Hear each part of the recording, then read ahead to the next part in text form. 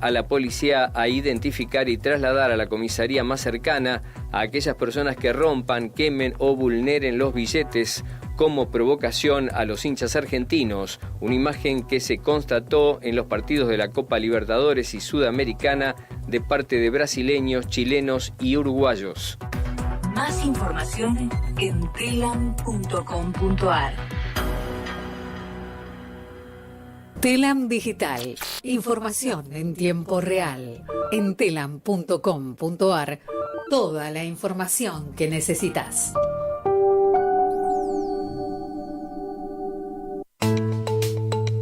¿Cómo podemos cuidar a nuestras y nuestros jóvenes? Hagamos un acuerdo entre adultos, que las y los jóvenes no se queden en soledad. Estemos cerca para escuchar y acompañar. Que no se queden sin adultos y adultas para conversar. Promovamos encuentros entre pares y prácticas de cuidados. Generemos espacios de escucha e intercambio, sin juzgar. Armemos espacios de encuentro para proponer otras dinámicas de celebración. Ofrezcamos información, escucha atenta y cuidado. Acompañemos a las juventudes. Los cuidados son colectivos. Cedronar. Radiocaput.com. Estás conectado. Estás en Caput. Manda un mensaje de WhatsApp al 11 3205 8813. Infosiberia. Las noticias en tu celular. Manda un mensaje de WhatsApp y recibilo gratis todas las mañanas. Infosiberia. Las noticias en tu celular.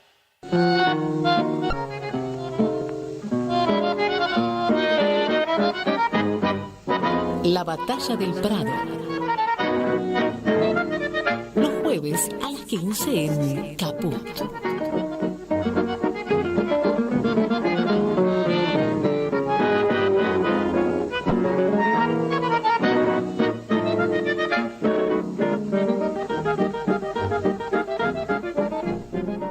Jueves 10 de agosto de 2023. Estamos dando las coordenadas aquí con el profe Alejandro Segura, historiador, investigador de la historia, novelista también. Estoy tirando las cosas que tengo así cerca. 10 de agosto quiere decir que dentro de 3 días son las famosas PASO, que tanto nos comprometen, y que en algún momento serán parte de la historia a recordar, ¿no? A escribir, sí, cada uno se va a acordar de sus cosas. Hay mucho para decir y para preguntarle al profesor Segura, pero voy a arrancar por lo que nos hizo conocernos, que fue leer que el Instituto Superior Dr. Arturo Jauretche, el que preside nuestro amigo Marco Aurelio Rosselli, que una vez estuvo aquí, antes de la pandemia, estuvo 2 horas un sábado a la mañana en un programa que hacíamos en Radio Caput, en esa misma mesa por la que han desfilado cada uno como Rosselli. ¿Sabés quién se me cruza estos días, especialmente por diversas razones? Alcira Argumedo. Estuvo Alcira Argumedo aquí sentada 2 horas con nosotros, charlando de todo y charlando, entre otras cosas, en ese momento de la Universidad Nacional de 3 de Febrero. Me estoy yendo a un tema tuyo, por eso advierto que por eso lo recuerdo. Y porque estaba escuchando un alumno de la Universidad de 3 de Febrero, la estaba escuchando y se vino hasta la radio para conocerla en medio del programa. Lo que nos motivó a buscarlo al profe Segura y a invitarlo a Radio Caput fue entonces un aviso que nos llega por mail que dice: ¿cómo investigar historia local en el conurbano bonaerense? Y ahí dan los datos, el teléfono al que llamar, 15-5932-8855, lo hemos dado varias veces en este último mes. Y se describe así: es un seminario cuyo objetivo principal es brindar herramientas y estrategias para el trabajo con documentos, y además se pondrá énfasis en la redacción de textos históricos. Bueno, Alejandro Segura, vos tenés publicado una tonelada de libros de investigación histórica, local, novelas también. Tu primera novela fue, yo lo tengo anotado, porque te estuve googleando, acá los googleamos los personajes antes de tirarlos a la pantalla. En el año 1993 salió tu primer libro, que fue Historia del Comercio y la Industria en General Sarmiento. Y vos fuiste docente un tiempo breve en la Universidad Nacional de General Sarmiento. Y tu primera novela fue El romance del Perón y la Evita. Después hiciste La venganza de Facundo Quiroga. Sí. O sea que se te da también por la novela. Pero bueno, empecemos por algún lugar. ¿Cómo nos conocimos?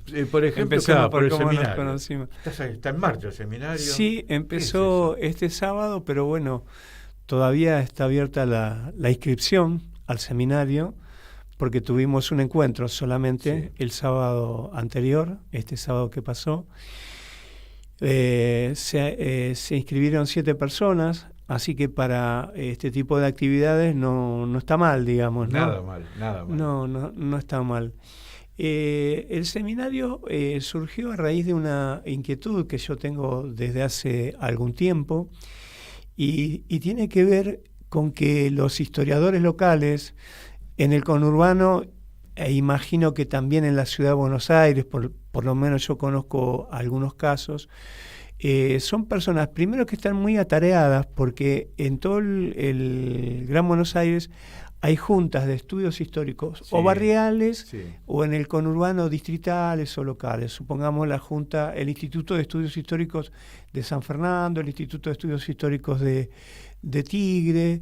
Bueno, en varios municipios hay juntas de estudios históricos locales. Las juntas de estudios históricos locales realizan una labor loable, digamos, ¿no? Sí. Pero hay un problema, que están tan comprometidos con organizar encuentros, representaciones cuando hay un acto en el municipio de recordación histórica, trabajo con la municipalidad, hacer ferias de libros y demás, organizar jornadas en las que participan distintos investigadores de distintos lugares, que en general a veces las personas que venían investigando, cuando ingresan a la Junta, les queda menos tiempo para investigar. Claro. Y como es una actividad que no es lucrativa y, digamos, no se considera como una actividad profesional, digamos, entonces estos historiadores no tienen tiempo para investigar. Y además, en general, son personas mayores. Eso se puede explicar, los motivos por qué también, ¿no? Por qué se llega tarde a la historia local, ¿no? Y entonces, bueno, a mí me tocó, por ejemplo, yo estoy escribiendo un libro que se llama Artesanos del Tiempo. Artesanos del Tiempo. Que son una serie de entrevistas a historiadores locales. Y uno de ellos lo entrevisté, a los 10 días había fallecido, digamos, ¿no? Menos mal que... ¿Y lo que llegaste a grabar? Sí, lo grabé y lo desgrabé. Son, digamos, entrevistas a los que son, digamos, los historiadores que ya, digamos, dentro del grupo de los historiadores del conurbano son reconocidos, ¿no? Me gusta el título, pues son artesanos del tiempo, porque la historia siempre tiene que ver con algo del tiempo, ¿no? Sí, no son científicos, digamos. En general, bueno, hay toda una discusión de si la historia es o no una ciencia, ¿no?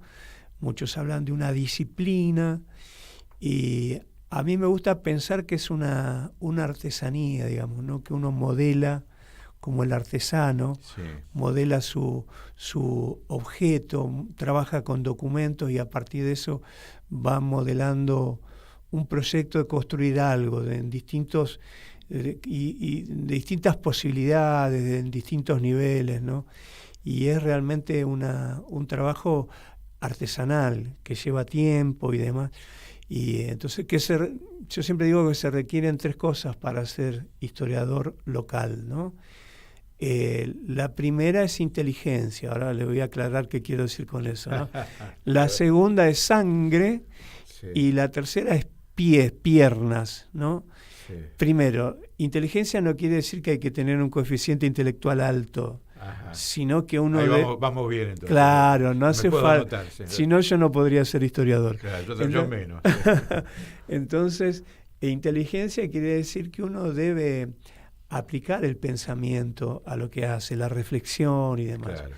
Sangre, que es algo que a veces diferencia al historiador local del historiador universitario, académico, a veces, no siempre, que es, digamos, esa pasión que el historiador local tiene por su lugar, digamos, el cariño, digamos, ¿no? Ahí está la sangre.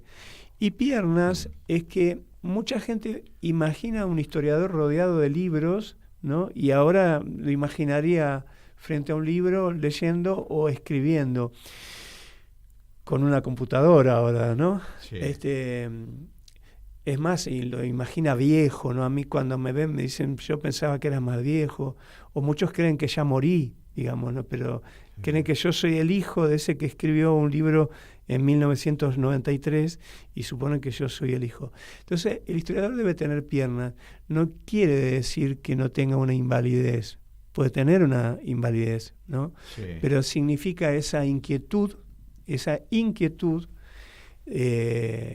San Agustín hablaba del inquietum cor, ¿no? Ese corazón inquieto que es el deseo de moverse y buscar documentación. Yo he visto historiadores que agradecen, después de que presentan un artículo, al final agradecen a fulanito de tal por buscar la información. Yo digo, a mí me horroriza ese tipo de forma de trabajar, porque las fuentes no son un dato, el dato es una construcción que hace el historiador. Supongamos, yo veo en un censo de población, ¿no? Que están anotados los nombres de la familia, ¿no? Y supongamos, veo Horacio del Prado. Después debajo veo una mujer con un apellido y después del Prado. Y después veo unas personas que son menores y que tienen el mismo apellido del Prado. Entonces mi conclusión plausible es que ahí tengo una familia, pero tal vez no. Tal vez no es una familia, tal vez tienen el mismo apellido y el señor del Prado, que encabeza el nombre, la lista con el mismo apellido, puede ser un tío, puede ser un abuelo, puede ser un pariente lejano, o puede ser incluso una persona que lleva ese apellido porque no tiene nada que ver con los que están debajo. Lo que sucede es que uno hace conclusiones plausibles, pero uno lo hace a partir de los documentos. Si uno no trabaja con documentos, no puede tener ninguna conclusión. Entonces siempre el dato, muchas veces entre los investigadores se decía, dato mata relato, ¿no? Sí. El dato, como el relato, también es una construcción, incluye el relato, digamos, ¿no? A ver, voy a tomar esa tríada que nos tiraste, profe. Inteligencia, sangre, piernas, ¿no? Entonces, tratando de seguirte, digo, donde vos pones sangre, hay una palabra que casi sería equivalente por la descripción que hiciste, que es la palabra amor.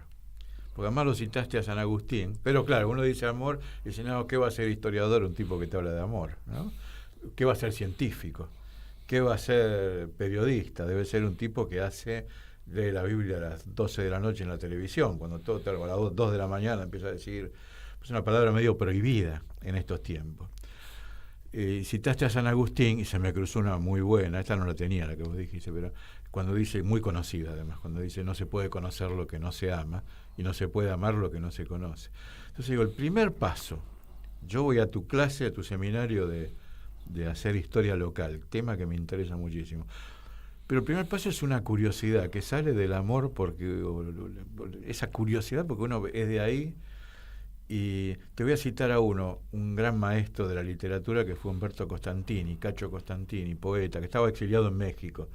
Entonces él allá escribió, no me acuerdo cómo se llamaba el poema, pero la idea era, dice, en Buenos Aires, hablaba de la ciudad, él era de la calle Amenable, yo en Buenos Aires camino y las puertas me cuentan cosas, los árboles me dicen cosas, yo lo entiendo porque en mi barrio porteño de Villarreal, yo de cada puerta te puedo estar 2 días hablando de lo que pasó acá, quién vivía, quién no vivía. Entonces, primera pregunta más que, aunque suene a objeción, no es una objeción, pero el primer movimiento es el decir, yo quiero, ¿cómo hago para que trascienda esto que yo viví? Yo fui testigo, yo vi lo que pasó acá en la calle Irigoyen, en General Paz. Yo veía en Beirut y General Paz, en mi barrio, cada vez que había un planteo militar a Frondizi, yo era un pibe, y se levantaba todo el barrio porque por la General Paz iban los tanques. Entonces yo me gustaría decirte, profe Segura, vení a ver esto. Acá yo veía todo el barrio parado y los soldados cuerpo a tierra. Y toda la gente mirá la ametralladora, y los tipos tirados cuerpo a tierra. Y todos los pibes parados con la pelota para jugar. ¿Cuándo se van? Así podemos jugar a la pelota y demás. Bueno, primer impulso es la curiosidad, es el amor, es la necesidad de que esto que yo vi no se pierda en el olvido. ¿Cuál es el primer impulso? El primer impulso el tuyo y el del estudiante sí, en general. No. El del estudiante no lo sé, porque, por ejemplo, en el curso que estamos dando, que dirige Marco Rosselli, yo enseño, hay un joven que tiene 18 años, todavía no terminó el secundario. Entonces, ¿qué sucede? Yo, igual que usted, yo también vi los frentes de las casas y arriba el nombre del albañil que construyó esa casa y el año. La firma del tipo. Claro. Yo hice, claro. Yo estuve aquí. Entonces yo vi eso, y eso para mí constituye algo invalorable, digamos, que lo quiero transmitir. De hecho, he escrito notas sobre los albañiles de un pueblo, caminando por las calles y anotando en un cuaderno los nombres y después averiguando cosas sobre ellos. Pero no es solamente eso. Ahora, la nostalgia es un motivo. La gente que viene al curso que organizó Marco Rosselli, la mayoría son profesores. Son profesores de historia. Ajá. Y entonces ahí hay un tema que... Qué interesante ese sí, dato. son profesores de historia, pero que no han hecho investigación. O alguno ha hecho, pero quiere perfeccionar lo que ya hizo, alguna tesis, algún trabajo de investigación, alguno lo ha hecho, pero quiere perfeccionar lo que ya hizo. Y acá entonces sucede esto, que no es el caso del profesorado de Marco Rosselli, porque el profesorado de Marco del Instituto Jauretche, la finalidad es formar profesores, gente que enseñe, digamos, ¿no? Sí. Historia. En cambio, por ejemplo, en la universidad, donde se forman directamente historiadores, investigadores, más allá del título que dan, porque no existe el título de historiador, ¿no? Muchas veces estas personas que hemos estudiado en la universidad no hemos hecho investigación.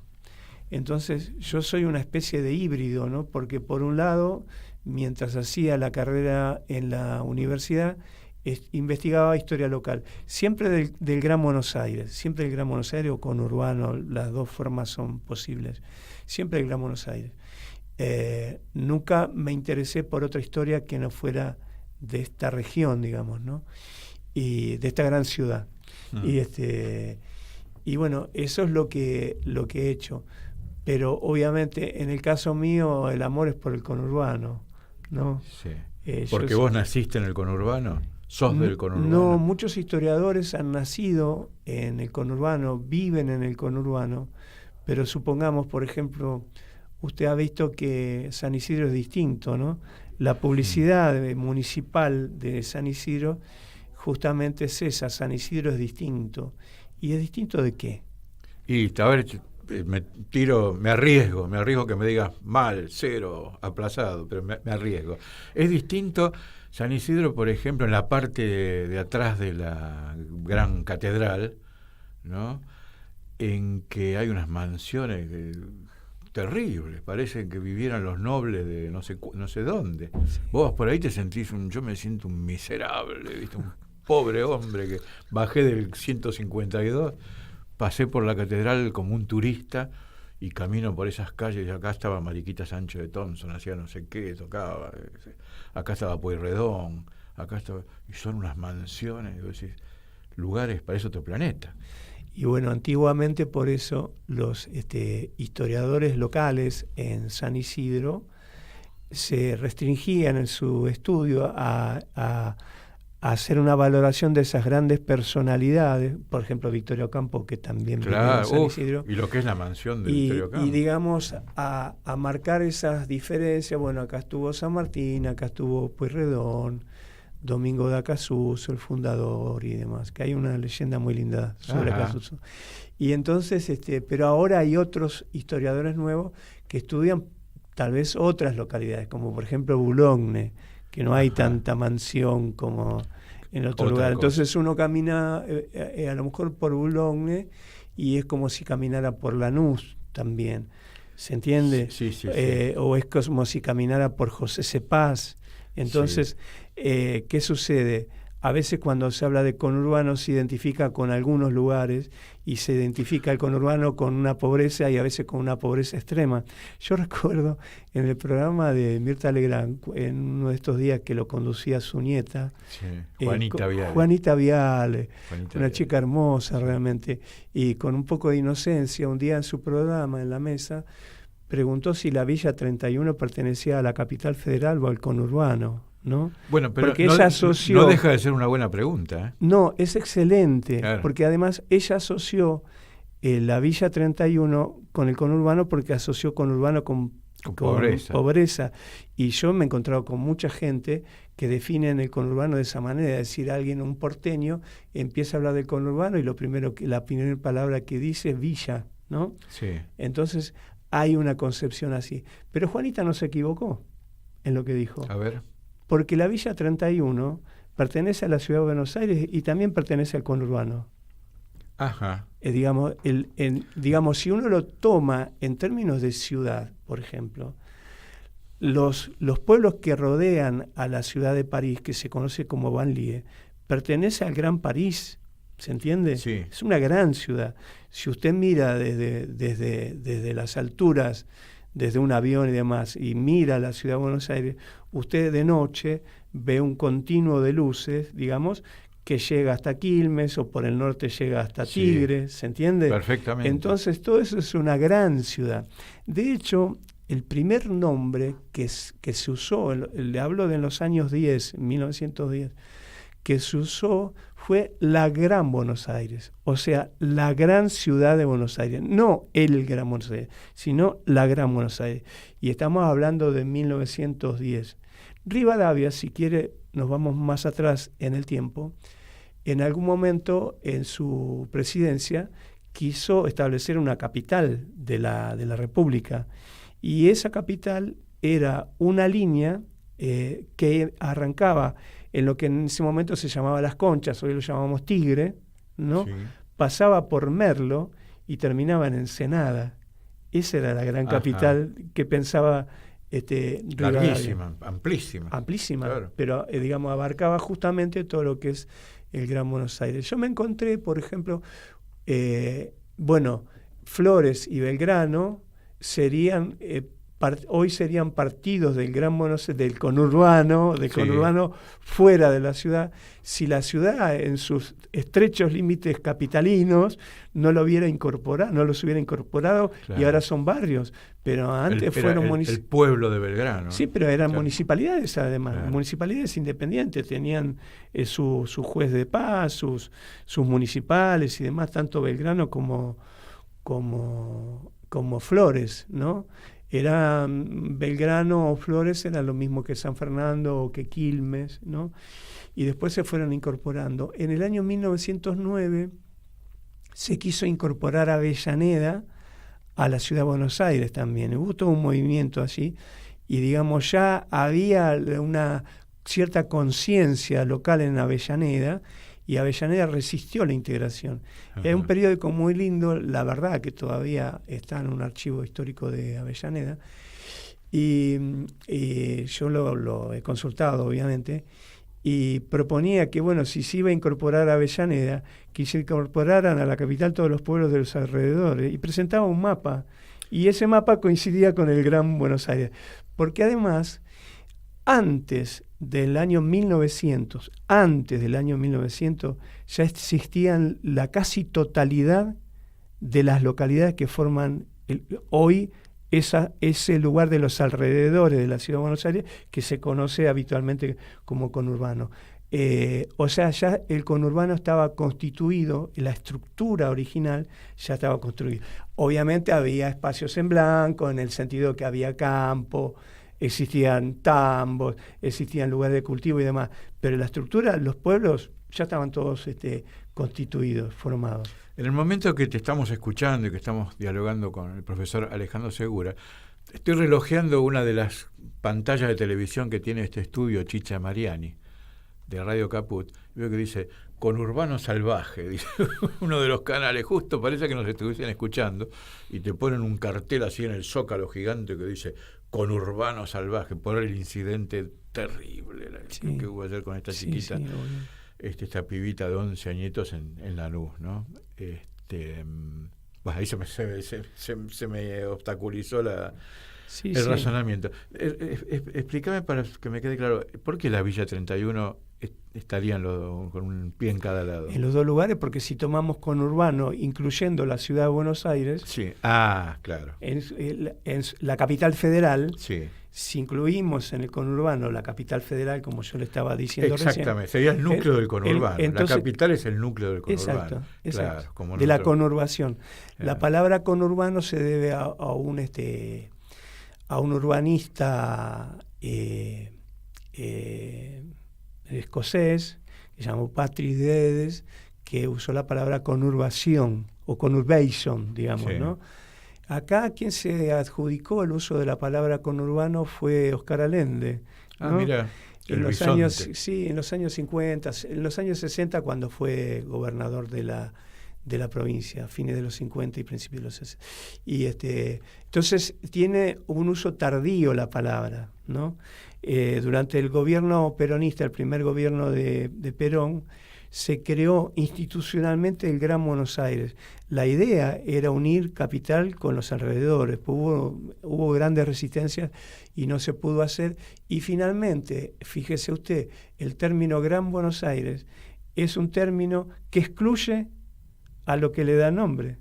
Es el Gran Buenos Aires. Buenos Aires no está dentro del Gran Buenos Aires, ¿se entiende? Sí, Entonces, es un término, un concepto extraño, digamos, ¿no? Que no hace alusión a esa realidad de una ciudad que se fue extendiendo a lo largo de los años. Y usted habrá visto las gotas de agua, cuando hay una mancha de agua, una dispersión de agua, habrá visto que el agua se dispersa y aparecen gotitas aisladas, digamos, sí, ¿no? Sí. Después esas gotas se unen.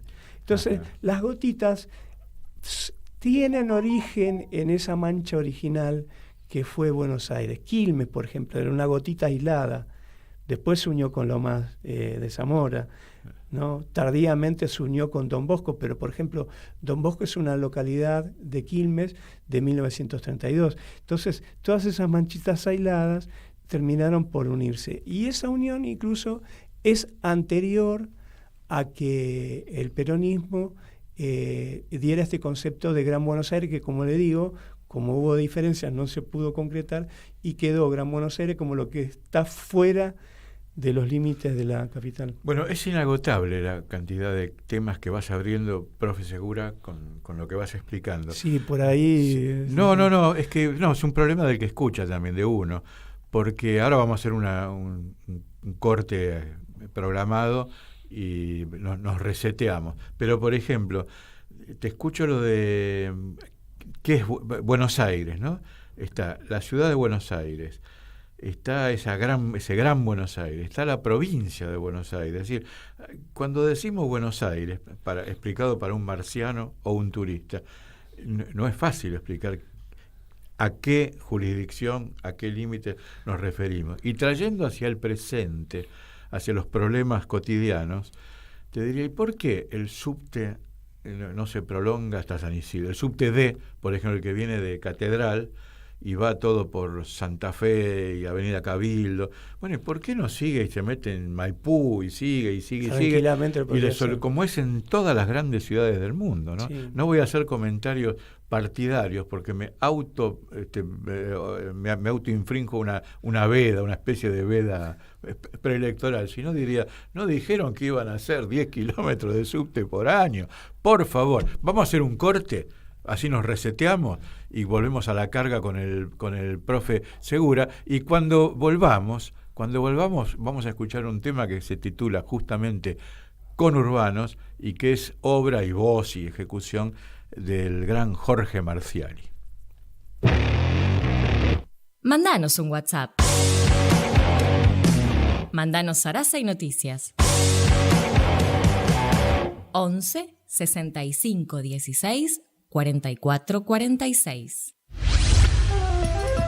Santoni conduce. Marino dignifica. No estamos solos. Un programa donde el que pierde acompaña. No estamos solos. Los jueves a las 18 en Capó. Vení al Mercado Morón. Panadería, frutas y verduras, lácteos, limpieza, carnes y pescados, pastas y almacén. Abierto de lunes a sábados de 9 a 18 y domingos de 9 a 13. Reintegro del 40% de tu compra abonando con cuenta DNI. Mercado Morón. Avenida Perón, ex Gaona 3883. Municipio de Morón, corazón del oeste. Vuelve Esa Mujer. El cuento de Rodolfo Walsh. En el Complejo Teatral Ítaca. Segunda temporada. Todos los viernes a las 20:30. Entradas por Alternativa Teatral. ¿Cómo podemos cuidar a nuestras y nuestros jóvenes? Hagamos un acuerdo entre adultos. Que las y los jóvenes no se queden en soledad. Estemos cerca para escuchar y acompañar. Que no se queden sin adultos y adultas para conversar. Promovamos encuentros entre pares y prácticas de cuidados. Generemos espacios de escucha e intercambio, sin juzgar. Armemos espacios de encuentro para proponer otras dinámicas de celebración. Ofrezcamos información, escucha atenta y cuidado. Acompañemos a las juventudes. Los cuidados son colectivos. Cedronar. ¿Querés arrancar la mañana bien informado? Infosiberia, las noticias en tu celular. Manda un mensaje de WhatsApp al 11 3205 8813 y recibilo gratis todas las mañanas. Bueno, ahora nos reseteamos. Vamos a hacer como prometimos este segundo tiempo, esta segunda parte, escuchando al gran Jorge Marciali con su tema Conurbanos.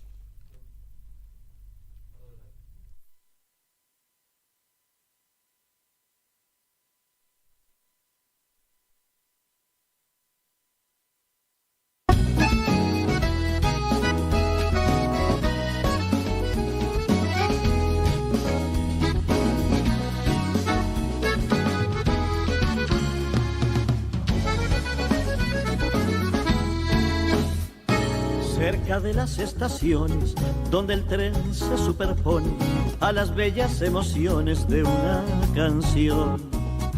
Allí donde el sol gotea detrás de las chimeneas de algunas fábricas feas que ya no son. Donde se huele a matanza, a riachuelo y a venganza, y donde no siempre alcanza la vocación. Allí amaneció este canto por los que pelean tanto y apenas son el espanto del cinturón.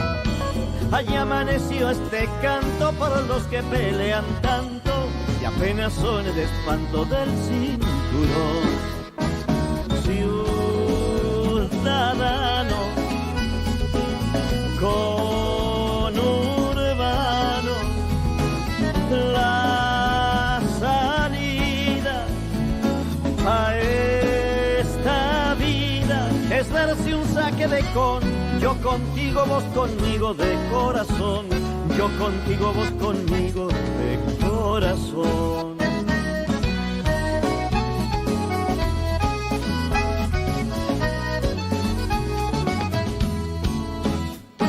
Ni muy cerca ni muy lejos se cagan en los consejos de la radio y de la tele de la ciudad. y baten puntos de vista que no están en las revistas, ni viajan por la autopista de aquí para allá. Esos que preguntan cuándo, de Quilmes a San Fernando, no quieren ser un retazo en liquidación. Por eso aguantan la vela de Malvinas a Varela, donde el sueño de la escuela se les voló. Por eso aguantan la vela de Malvinas a Varela, donde el sueño de la escuela se les voló. Ciudadanos conurbanos, lo pasado muy bien pisado tendrá que quedar atrás, pa' que haya pan y trabajo con dignidad, pa' que haya pan y trabajo con dignidad.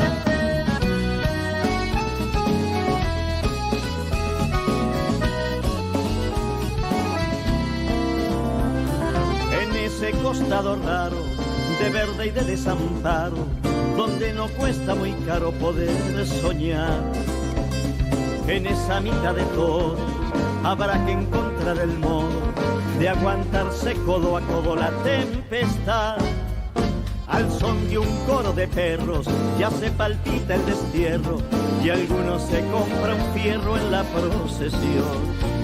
Mientras crecen alambrados de fríos barrios privados, pa' avisarte que ordenaron la confusión. Mientras crecen alambrados de fríos barrios privados, pa' avisarte que ordenaron la confusión. Ciudadanos conurbanos, la salida a esta vida es darse un saque de con. Yo contigo, vos conmigo de corazón. Yo contigo, vos conmigo de corazón.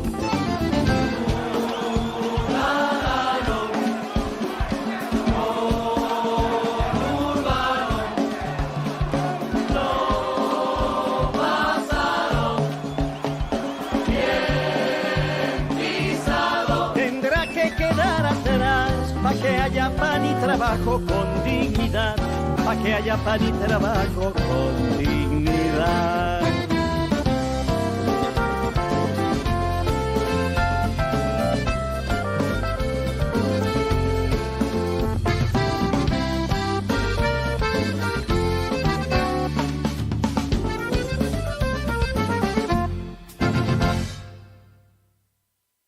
Bueno, escuchamos Conurbanos de y por Jorge Marciali, de su disco San la Gente, año 2007, sello Registros de Cultura. O sea que está emparentado con lo que estás haciendo vos, profe Alejandro Segura. Está cerca, es un modo también de hacer historia. Estaba en los arreglos y el piano Tato Finocchi, la batería de Coco Belmonte, Pablo Jiménez en el bajo, el acordeón de Néstor Acuña y la guitarra de Jorge Giuliano. Bueno, todo esto culpa tuya, que moves esta cuestión del conurbano, Alejandro. Y decime una cosa, ¿vos por qué te dedicaste a la historia? ¿Tu impulso personal cuál fue? Porque soy asmático. ¿Y qué tiene que ver ser asmático? Yo conozco un montón de tipos. Yo nací, soy el último hijo de una familia muy humilde, pero muy humilde. ¿Último hijo cuántos? 5. Ajá. 5.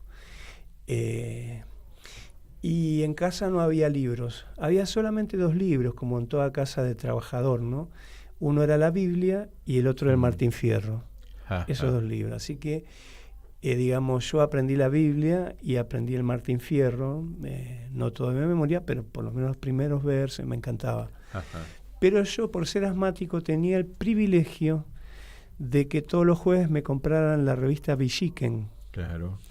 Y ahí yo leía historias muy breves que para un niño era algo ideal, porque eran historias simples que además venían ilustradas, ¿no? Ese famoso San Martín cruzando los Andes con un caballo blanco que parecía un unicornio, un caballo alado, ¿no? Y San Martín magnífico, ¿no? Sí. Sarmiento siempre con el ceño fruncido. Digamos, esas imágenes fueron importantes para mí. Y después hay algo que tuve, que fueron buenos docentes en la escuela primaria, ¿no? De historia, digo, ¿no? En el secundario también tuve algunos buenos docentes, pero en la escuela primaria esos docentes que yo tuve marcaron mi interés por la historia. Siempre quise ser historiador, ¿no? Vos sabés que yo, que soy muy lector, siempre lo atribuyo a que en mi época, infancia en los años 50, no existía la televisión. Vino la televisión, se fue propagando y se fue instalando mucho después. Entonces, no es que yo leía, todos los pibes del barrio leíamos, todos revistas. Y se hacía que en la esquina se intercambiaban revistas, las revistas mexicanas, las revistas Patoruzú también. Y luego un grupo más reducido leíamos libros, pero muchos. No es que había uno que era un genio. ¿Vos por qué? Vos ya sos de la generación que tenía la televisión, sí, claro, como claro, imán, como sí, imán, sí, ¿no? Sí. ¿Por qué vos te agarró leer? No, miraba mucho televisión, obviamente, pero leía... Mire, Horacio, yo fui, como le digo, en casa no había libros, porque había imposibilidad de comprarlos. Mi viejo laburaba en una fábrica, mi mamá trabajaba limpiando casas, ¿no? Y empecé a leer... ¿En qué localidad? En Trujuy. Trujuy. Yo soy el historiador de Trujuy, por supuesto. ¿Y dónde está Trujuy? Trujuy está una parte en Moreno, en el partido de Moreno, sí, y una parte está en el partido de San Miguel. Así que yo nací dentro del partido de San Miguel, en Trujuy San Miguel, digamos, ¿no? Sí. Trujuy es conocida también, como muchos lugares del conurbano, por hechos tremendos, como por ejemplo en el año 89 los saqueos. Parece que el epicentro fue Trujuy, digamos, ¿no? En ese fenómeno que ocurrió, que fueron los saqueos.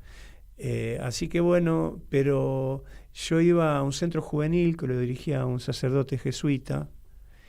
Yo siempre digo que soy jesuita, sin ser sacerdote. Y bueno, nos formó, y además, porque hay algo, los padres pobres no tienen tiempo de dedicarse a la formación de sus hijos, digo a la formación intelectual, a eso me refiero, ¿no? Porque trabajan todo el tiempo. Y el cura que se llama Julio Meredís, lo vamos a mencionar. Julio Meredís. Julio Meredís. Sí, ahora tiene 84 años ya, y sigue laburando. Hizo 17 iglesias, 17 capillas hizo en el barrio. Y él entonces había hecho una biblioteca. Entonces yo no tenía una biblioteca en casa, pero la tenía ahí en el centro juvenil. Entonces me llevaba libros y los leía literatura, libros religiosos, las vidas de los santos, por ejemplo, ese tipo de libros. Nunca leí la famosa colección de Robin Hood, con la cual se formaron muchos escritores que siempre dicen sus primeros libros fueron de la colección Robin Hood. Yo leía otro tipo de libros. Por ejemplo, yo recuerdo que el primer libro que leí, tendría 11 o 12 años, fue El túnel, de Ernesto Sábato. Y eso, mirá, tu primer libro. Sí, leía libros un poco complicaditos, que yo no sé si los entendía bien, pero los leía, digamos, ¿no? Así que allí me acostumbré a leer, y leía libros de historia, de los viejos libros de historia, los viejos manuales que ya no se usan, como Libáñez, por ejemplo, pero para mí eran libros maravillosos, ¿no? Hicieron que me gustara mucho más la historia. Por ejemplo, no me gustó nunca una disciplina que hace junta con la historia, que es la geografía, por ejemplo, ¿no? Y recién cuando empecé a estudiar en la universidad y empecé a estudiar la historia local y en el marco del conurbano, me empecé a interesar en la geografía, porque la geografía ha ido robando de la historia, como muchas disciplinas que encuentran en el pasado un campo de de prueba, digamos, de la Sí, propia sí, disciplina, la geografía histórica, está la geografía urbana, está el urbanismo, los arquitectos que estudian urbanismo y después terminan haciendo trabajos de historia y demás, ¿no? Entonces ahí sí yo empecé a trabajar con otras disciplinas, como el urbanismo, la geografía, la arquitectura, la antropología, por ejemplo, también, ¿no? La sociología, ¿no? Curiosamente, fíjese que lo que sucede con el conurbano, ¿no? Pero, para empezar, el conurbano no tiene un espacio determinado, porque como va creciendo no se sabe nunca hasta dónde llega, ¿no? No hay un espacio que pueda definir el conurbano. ¿Dónde termina? Y en segundo lugar, no hay definido un tiempo del conurbano. Hay una colección bastante interesante en 6 tomos que han hecho investigadores de la universidad y que cuenta la historia son artículos que trabajan sobre la historia de la provincia de Buenos Aires, ¿no? Y destinaron un capítulo especial al Gran Buenos Aires. El que escribió el capítulo introductorio sobre el Gran Buenos Aires es un arquitecto, urbanista, y que ha trabajado especialmente la ciudad de Buenos Aires, pero no los pueblos de los alrededores, ¿no? Que es lo que usualmente se llama Gran Buenos Aires conurbano, ya lo comentamos. Sí.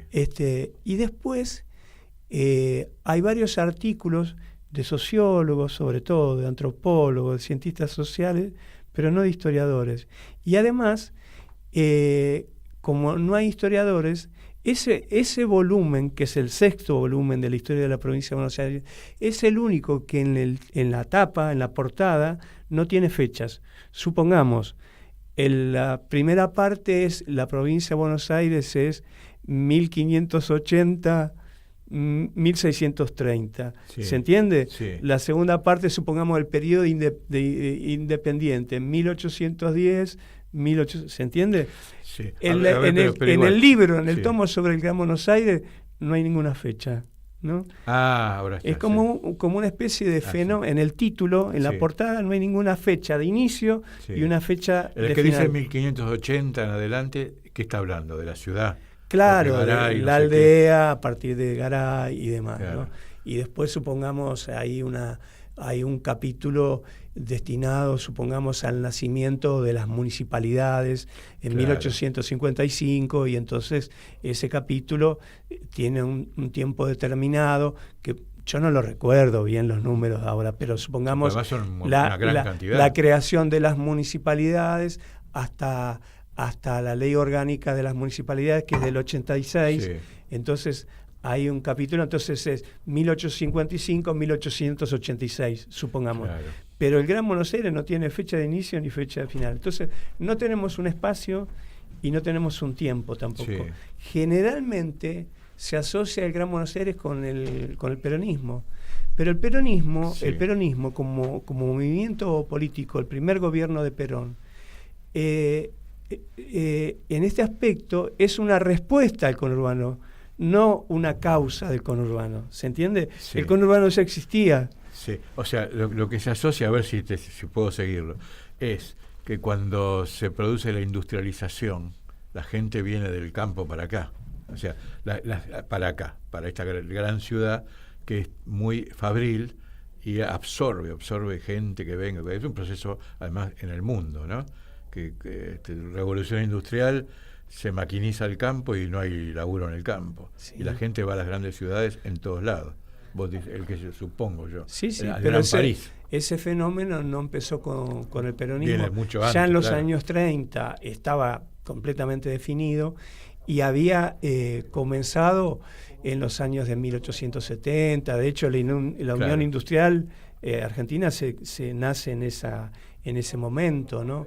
Y, por ejemplo, en los gobiernos de Irigoyen y Alvear se instalaron muchas industrias en el Gran Buenos Aires, digamos, ¿no? Entonces ya el Gran Buenos Aires ya existía. Entonces y junto con la industria se generan, y en el campo también, se generan los problemas de la desigualdad, de la opresión, ¿no? El peronismo viene a dar respuesta a eso. No es la causa del Claro. conurbano, es la consecuencia del conurbano. Mirá, te voy a hacer un comentario que nunca me pierdo de meter un comentario de fútbol, ¿no?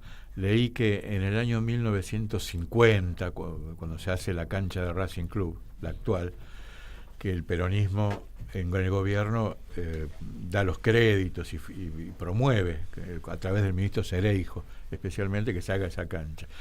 Y que cuando están los planos y se va a hacer, Perón les sugiere que se haga donde hoy está el Sheraton, en la capital federal. ¿No? Hagan el estadio ahí frente a la estación de Retiro, que llegan los trenes, qué sé yo, frente a la Torre de los Ingleses. Ahí en ese lugar le está dando el mejor terreno, el más caro de la ciudad. Y la dirigencia de Racing, la comunidad de Racing Club, prefirió quedarse en Avellaneda. Todavía dejemos para otro momento si acertaron o no acertaron. Leí un libro de Nicolás Zuberman sobre la historia de Racing Club. Pero está ligado a estas cosas de dónde, porque vos lo que estás describiendo, también digo, bueno, pero en ese anillo, no sé cómo llamarla, ese gran, anillo, esa gran franja.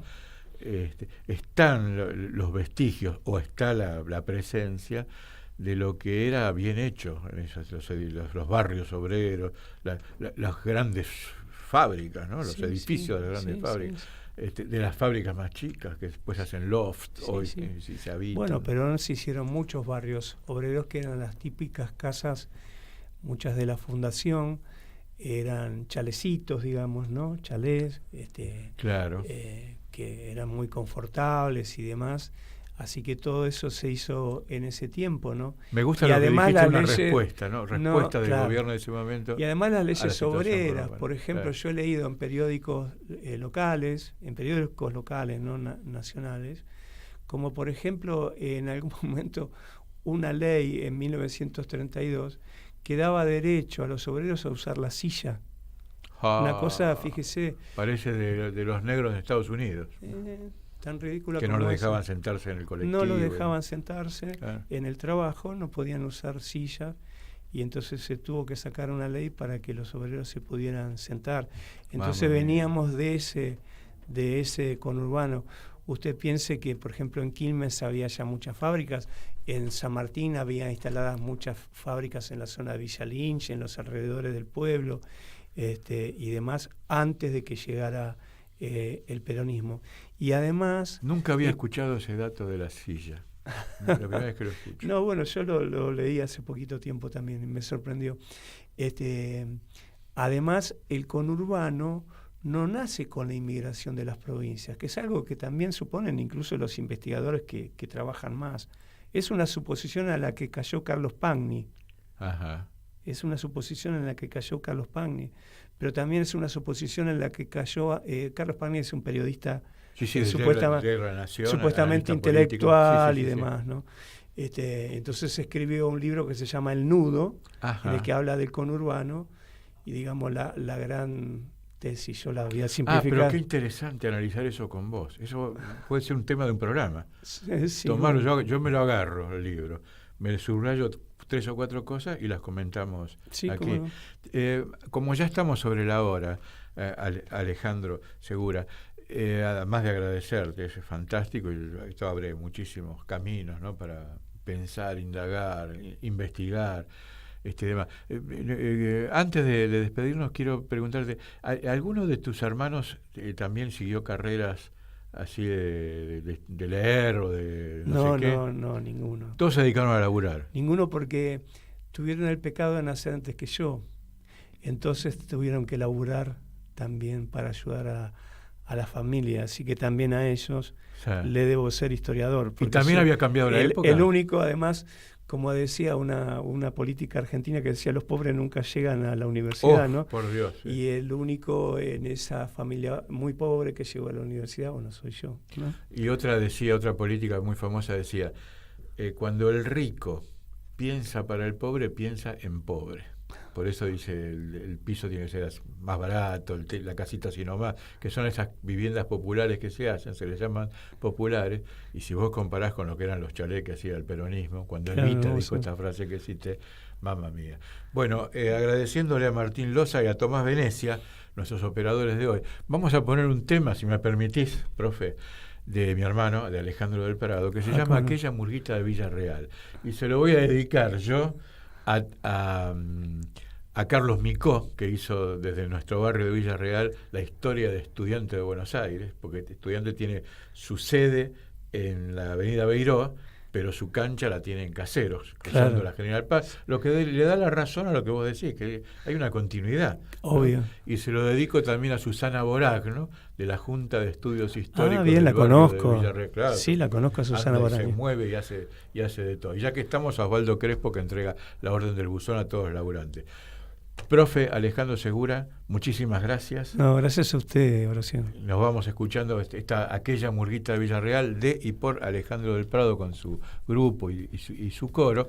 Y vamos a hacer la de Pañi, puede ser nuestro tercer o cuarto encuentro, pero esto da para mucho más. Y mi sugerencia de regalo es hacer un programa de radio con estos temas que la vas a romper. Lo hacemos juntos. Sí.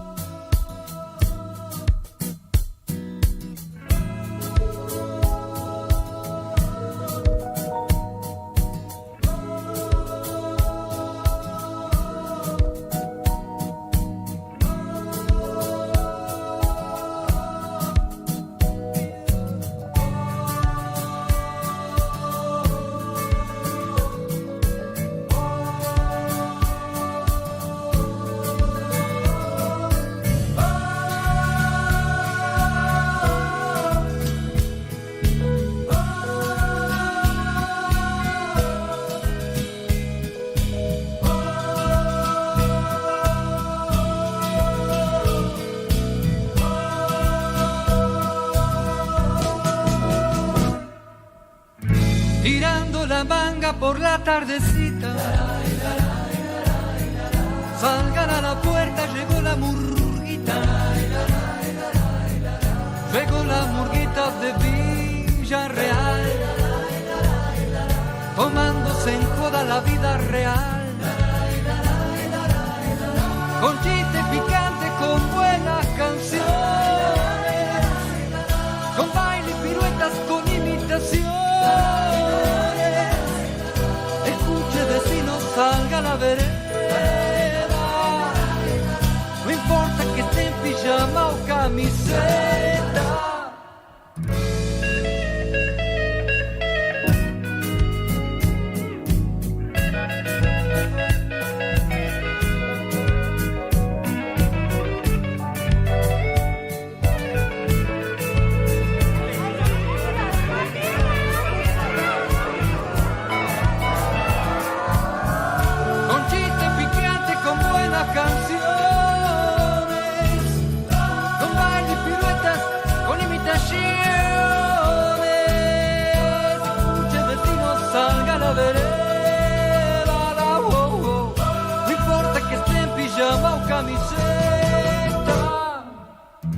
Tirando la manga por la tardecita,